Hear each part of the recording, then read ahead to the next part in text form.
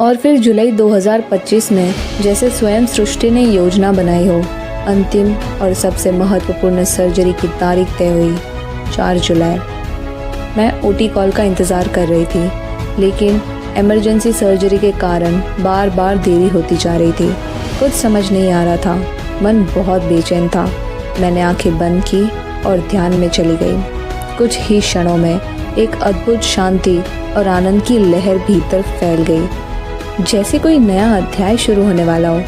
वह अनुभूति बिल्कुल वैसी थी जैसे कोई विद्यार्थी छुट्टियों के बाद फिर से स्कूल लौटे। नई क्लास, नई किताबें और एक नई शुरुआत की खुशबू।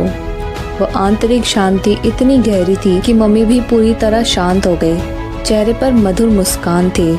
उसी क्षण मुझे एहसास हुआ, अब सब ठीक होगा, एक नई शुरुआत होने जा रही है।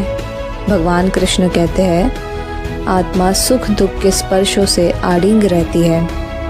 जब जीवन अनिश्चित हो तब शांत और साक्षी भाव में रहना ही दिव्यता के संचालन को देखने की स्थिति है।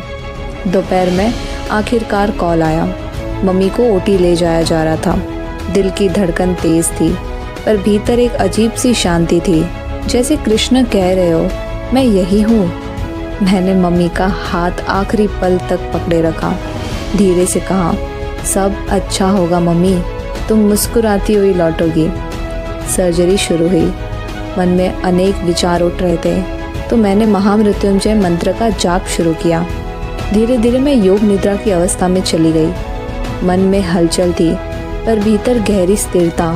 शरीर ढीला हो गया, सारी चिंता घुलने लगी। भगवान कृष्ण कहते हैं, योगी सुख दुख, जागरण और निद्रा सब में समान रहता है। ध्यान और जप ने मुझे संतुलित बनाए रखा।